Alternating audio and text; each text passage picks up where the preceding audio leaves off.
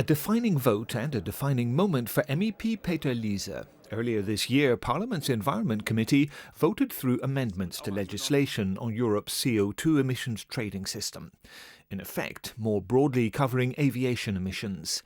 But who is it who guides laws along the obstacle-strewn pathways of parliamentary procedure?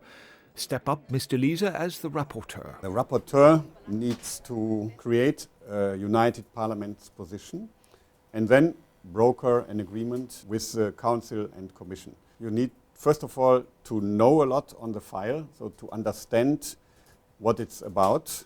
You need to listen to many people, also from outside the Parliament, from industry, environmental NGOs, other stakeholders, and then you need to work to bring people together.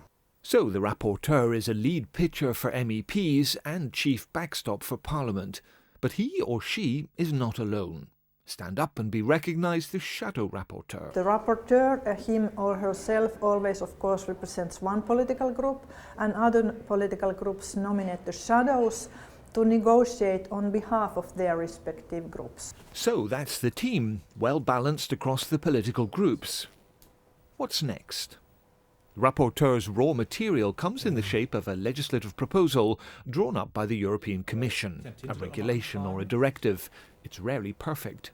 I've never experienced that I supported a Commission proposal just as it was presented. We always work on amendments and the final agreement is always different.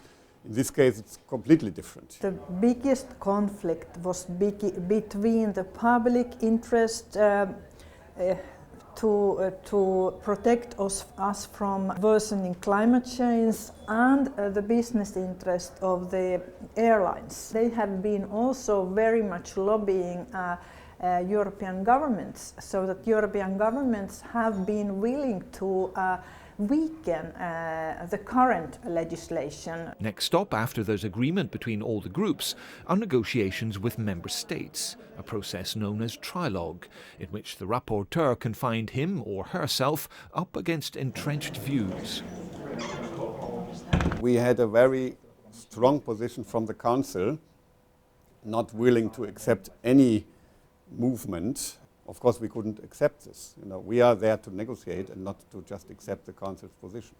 And in the end, they moved. For the Socialist shadow rapporteur, Matthias Groote, there was a red line beyond which this file would not get his group's support, redirecting the money raised through the auction of CO2 aviation emissions. We want an earmarking because we want to spend the money we collect from the emissions which were emitted by the aviation sector to fight climate change, for adaptation things and so on. Mr. Liese acknowledges that because of the need for compromise inside and outside the Parliament, MEPs' legislative ambitions may be watered down.